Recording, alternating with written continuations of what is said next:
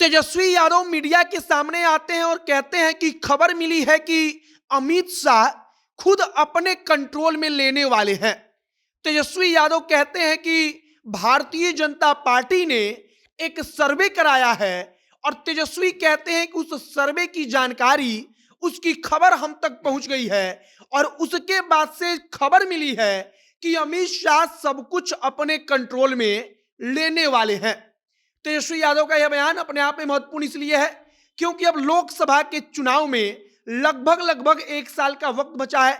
हर party इसी बात पर टिकी हुई है कि 2024 के लोकसभा के चुनाव में कौन बाजी मारेगा और तब तेजस्वी यादव आकर कहते हैं कि 40 में से 37 सीट तो खुद भाजपा का इंटरनल सर्वे कह रहा है कि महागठबंधन जीत रही है।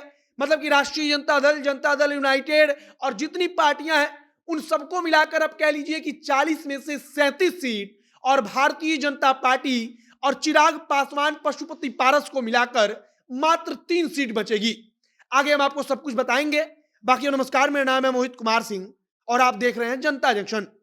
तेजस्वी यादव से सवाल पूछा जाता है तब वो कहते हैं कि एक खबर आई है हमारे पास कि भारतीय जनता पार्टी ने, मतलब कि बीजेपी ने एक इंटरनल सर्वे कराया है।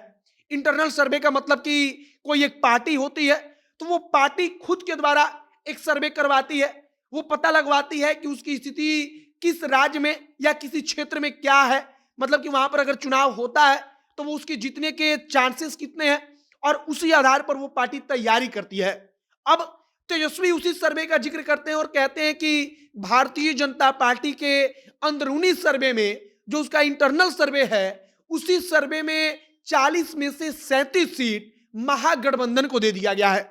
मतलब कि 40 में से 37 सीट नीतीश कुमार की पार्टी जदयू और तेजस्वी यादव की पार्टी राजद तथा जो अन्य पार्टियां हैं, चाहे वो कांग्रेस पार्टी हो, लेफ्ट पार्टियां हो, चाहे वो जीतन राम मांझी की पार्टी हो, इन सबको मिलाकर के 37 सीट और मात्र 3 सीट लोकसभा का बिहार से एनडीए के खाते में गया है।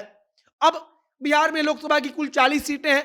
अगर 37 सीट महागठबंधन के खाते में खुद भाजपा के सर्वे में जा रहा है तो इसका मतलब कि भारतीय जनता पार्टी के ही सर्वे में मात्र 3 सीट चिराग पासवान, पशुपति पारस और भारतीय जनता पार्टी तीनों को मिलाकर जा रहा है। अब इसके बाद तेजस्वी यादव कहते हैं कि खबर यह भी हमको मिली है कि अमित शाह यह सब कुछ देख रहे हैं और इसके बाद से अमित शाह सब कुछ अपने कंट्रोल में लेने वाले हैं। इस बात को आप समझिएगा कि अमित शाह का जिक्र तेजस्वी यादव करते हैं और कहते हैं कि अमित शाह बिहार को अपने कंट्रोल में लेंगे। बिहार को अपने कंट्रोल में लेंगे का मतलब कि चुनाव के लिहाज से बिहार में क्या कुछ हो सकता है, क्या कुछ होगा, यह सब कुछ अमित शाह निर्धारित करेंगे। और इसीलिए तेजस्वी कहते हैं कि अमित शाह बार बार यहां पर आ रहे हैं। तेजस्वी यह भी कहते हैं कि वो देश के गृह मंत्री हैं, तो अब गृह मंत्री को कहीं कोई आने से तो नहीं रोक सकता है। लेकिन तेजस्वी कहते हैं कि भाजपा के इंटरनल सर्वे में ही जब उनको मात्र 3 सीट मिल रही है तो बाकी का अंदाजा आप लगा लीजिए। तेजस्वी यादव एक प्रकार से भारतीय जनता पार्टी को चुनौती देते हैं कि 2024 में तो पता ही चल जाएगा। और तेजस्वी तंज कसते हैं कि उनके अपने ही सर्वे में उनको मात्र 3 सीट मिली है, जो कि आप कह सकते हैं कि एक प्रकार से शर्म के लायक है भारतीय जनता पार्टी के लिए, क्योंकि इसमें नरेंद्र मोदी का चेहरा है। अमित शाह बिहार में कई दफा आ चुके हैं और वाकई में अगर भाजपा के इंटरनल सर्वे में इतना बड़ा बदलाव, मतलब कि 2019 की तुलना में हो रहा है, 2019 में 40 में से 39 सीट एनडीए, लेकिन अगर इस बार 40 में से मात्र 3 सीट एनडीए तो एक बड़ा फेरबदल बिहार में होगा और कहीं ना कहीं आगे आने वाले विधानसभा के चुनाव पर भी इसका सीधा असर पड़ेगा। फिलहाल तेजस्वी यादव ने कहा है कि अमित शाह खुद इसको अपने कंट्रोल में ले रहे हैं, उनको ऐसी सूचना मिली है। अब अमित शाह कितना कंट्रोल में लेंगे यह तो आगे आने वाला भविष्य बताएगा, लेकिन फिलहाल अमित शाह और भाजपा के तमाम बड़े नेताओं का रुख बिहार को लेकर जो है वो बताता है कि बिहार को लेकर भाजपा का केंद्रीय नेतृत्व पहले से ही सतर्क है। वो पहले से ही तैयारी में लगा है कि बिहार में किसी भी प्रकार से तेजस्वी यादव और नीतीश कुमार की जोड़ी का काट निकाला जाए। और भाजपा जानती है कि अगर बिहार में अच्छी सीटें आती हैं तब दिल्ली का रास्ता एक बार फिर से दूर नहीं रहेगा। बाकी आपकी प्रतिक्रिया इस पर क्या है, कमेंट बॉक्स में लिखकर बताइएगा।